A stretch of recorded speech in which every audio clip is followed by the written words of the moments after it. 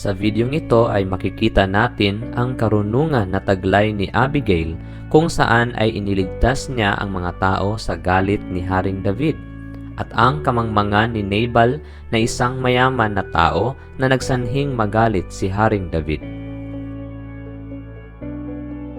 First time nyo ba sa channel na ito? At gusto nyong makilala si Jesus at matuto mula sa Biblia? I-click mo lang yung subscribe button pati na rin yung bell upang ma-notify kayo kapag meron akong mga bagong videos. Now there was a man in Maon whose possessions were in Carmel. And the man was very wealthy. He had 3,000 sheep and 1,000 goats. And the man's name was Nabal, and his wife's name was Abigail. And David heard in the wilderness that Nabal was shearing his sheep.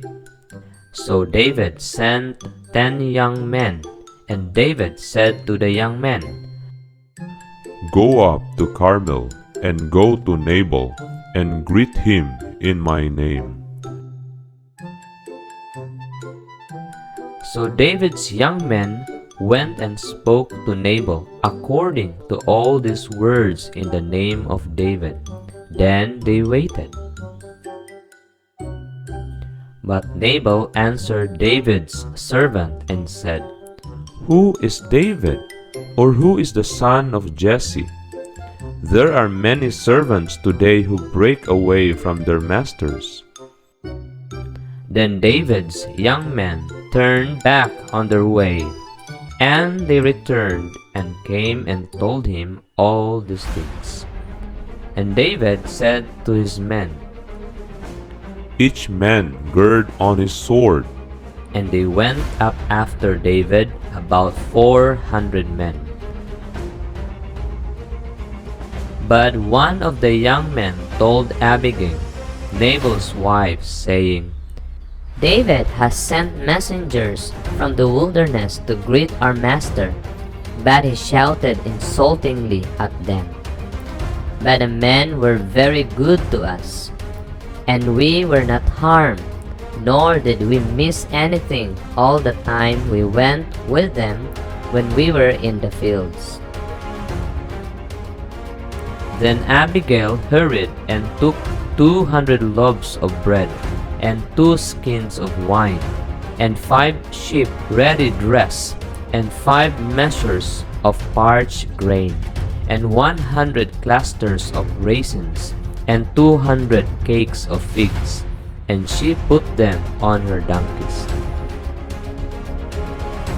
And she said to her young men, Go on before me, I am coming right behind you. But she did not tell her husband Nabal. David and his young men at that moment came down toward her, and she met them.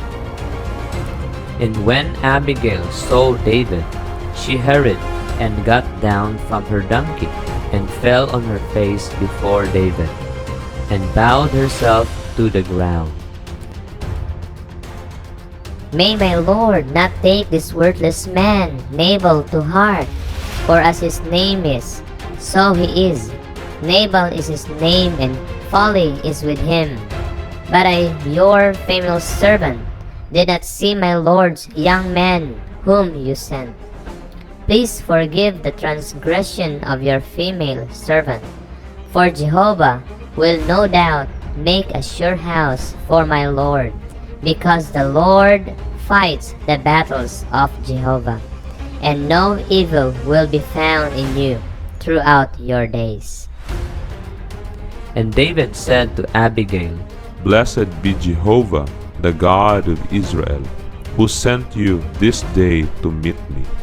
And blessed be your discretion, and blessed be you, who have kept me this day from entering into bloodshed, and from avenging myself by my own hand."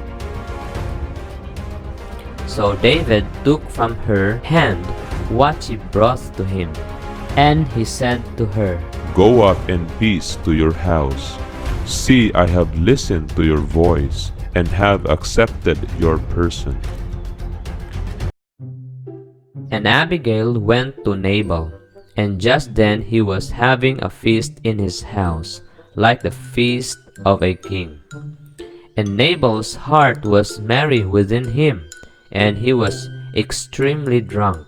Therefore she told him nothing, small or great, until the light of morning. And in the morning, when the wine had left Nabal, his wife told him these things, and his heart died within him, and he became like a stone. And about 10 days later, Jehovah struck Nabal, and he died.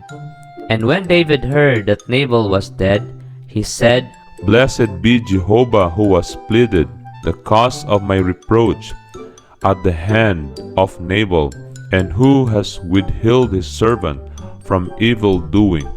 And Jehovah has returned the evil doing of Nabal upon his head. And David sent men to propose to Abigail, that he might take her to himself as wife. Sa videong ito ay mayroong mahalagang aral na dapat nating makita. Sa Hebrew, ang Nabal word ay meaning fool. Hindi alam ni Nabal na si David ay nagalit sa kanyang ginawa. Gustong patayin ni David si Nabal at ang lahat ng kanyang nasasakupan. Pero dahil may karunungan si Abigail sa mangyayari sa kanila, agad itong nag-alay ng pagkain at kinausap si David. Huwag tayong maging mangmang na katulad ni Nabal sa mga desisyon ng ating buhay. Ang kayamanan ay temporary lamang, sabi nga ni Haring Solomon, all things under the sun is vanity. Kailangan natin ngayon na maging Abigail na may karunungan sa buhay, kung saan nailigtas niya ang kanyang mga nasasakupan sa kamay ni Haring David.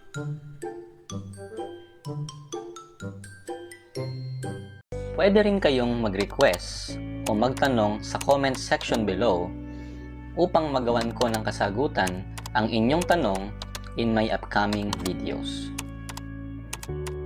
If you wish to receive help concerning salvation and the church life, please contact us via email joannesandrew@gmail.com.